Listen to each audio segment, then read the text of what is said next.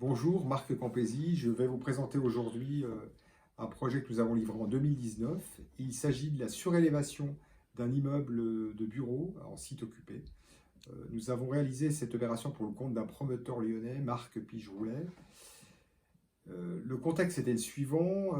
Donc nous sommes en banlieue lyonnaise. Le prix de l'immobilier est relativement bas. Donc il s'agissait de construire à bas coût, rapidement, tout en respectant nos valeurs et notre engagement éco-responsable, qui est un peu l'ADN de notre cabinet. Pour détailler un peu le projet, le bâtiment existant a développé une surface de 3000 m². Nous avons ajouté un tiers de la surface en construction légère, puisqu'il s'agit d'une ossature bois, avec un ensemble d'isolants biosourcés des entreprises locales. Je reviendrai sur le sujet. Et nous avons réalisé cette opération en plein hiver, donc dans un délai très court, puisque le projet s'est étendu sur 6 mois. Voilà, donc je vais développer un petit peu techniquement les différentes étapes de ce projet. Nous sommes en 2018, les premières images du projet sont déjà là. On voit apparaître cette surélévation très végétale, aérienne, qui se détache un petit peu du bâtiment existant. L'idée, c'est de créer une structure légère, mais aussi assez transparente, qui permet à la lumière de franchir le bâtiment d'est en ouest et du nord au sud. Vous pouvez apercevoir des terrasses généreuses qui permettront aux usagers de bénéficier à la fois de la vue sur les Alpes, mais également de lieux d'agrément. Donc le projet a satisfait l'ensemble des acteurs et ensuite il a fallu démarrer l'opération. On voit ici quelques images de l'existant. Une petite vue aérienne, prise en cours de chantier, mais qui nous permet de découvrir l'ensemble de la ZAC. Une toiture classique en gravillon avec des skydomes et une étanchéité défaillante. Donc première étape, nous avons retiré l'ensemble du gravier sur la toiture terrasse avec la difficulté suivante, c'est qu'il s'agissait de préserver quand même l'étanchéité puisque le bâtiment était occupé.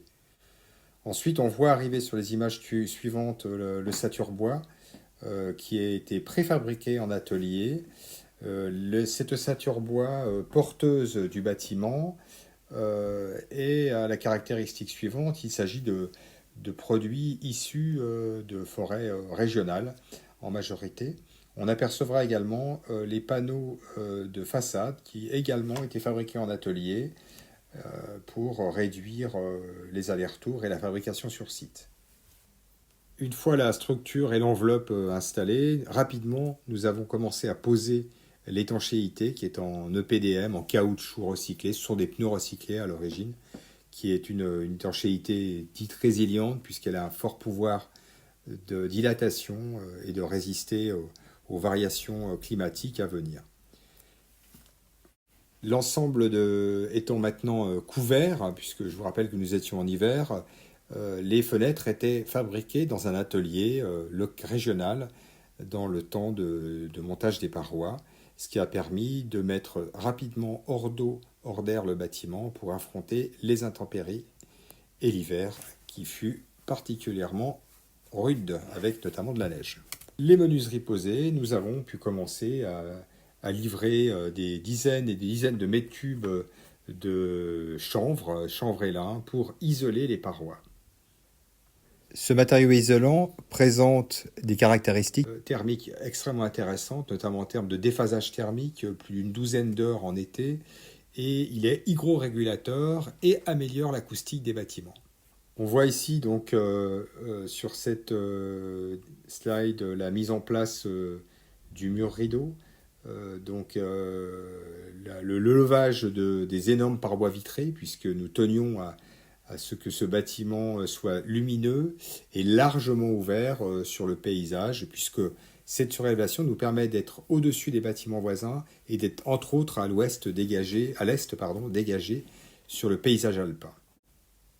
Revenons à l'intérieur. Après avoir étanché le bâtiment à l'aide d'un frein vapeur, nous avons commencé à installer les équipements secondaires que nous avons minimalisés puisque ce bâtiment n'est chauffé et rafraîchi qu'à l'aide d'une VMC double flux qui est couplé avec une petite PAC. Bon, c'est un système un peu technique, mais qui présente l'intérêt de réduire le nombre d'équipements en plafond et d'éviter de recycler de l'air intérieur, notamment avec les clims traditionnels. Dans le même temps, en parallèle des travaux intérieurs, donc le bardage continue à être installé. Nous voyons ici notamment un bois reconstitué de chez Neolife, qui est un assemblage de bois et de polymères, sachant qu'on a plus de 85% de bois français ou Union européenne proche dans cet élément composite. Évidemment, il a fallu assurer les circulations. Donc les circulations se font par le biais d'escaliers intérieurs que nous avons prolongés et puis d'escaliers de secours extérieurs que nous avons également prolongés plutôt que remplacés. Nous avons également créé un ascenseur complètement vitré pour permettre de rejoindre ce R+2 qui devient désormais accessible. Comme vous pourrez le voir sur les différentes slides qui vont suivre, le bâtiment a pris sa forme. On voit ici aussi le mur rideau qui est dégagé sur les Alpes et puis un petit aperçu de l'ambiance générale des toitures, des terrasses accessibles, des jardins végétalisés en toiture et de l'atmosphère générale et de l'intégration du bâtiment sur le toit. Quelques chiffres, c'est un bâtiment extrêmement performant, il est un peu aux critères de ce que seront les bâtiments de 2040-2050. Il va consommer très peu d'énergie, il est étanche à l'air mais perméable à la vapeur d'eau. On a stocké l'équivalent de 307 tonnes de CO2, ce qui représente, quand vous connaissez la consommation d'une voiture, quelques années d'usage d'un gros parc de voitures. On a fait du réemploi de sols issus d'un autre chantier. On a récupéré d'anciens isolants qu'on a donnés à une association locale qui l'a remis sur le circuit. Et puis le bâtiment est monitoré, tout est mesuré, la qualité de l'air, l'hygrométrie, le CO2. Voilà. Et tout ça dans un délai de 6 mois avec le maintien des occupants pendant le chantier. Merci de votre attention.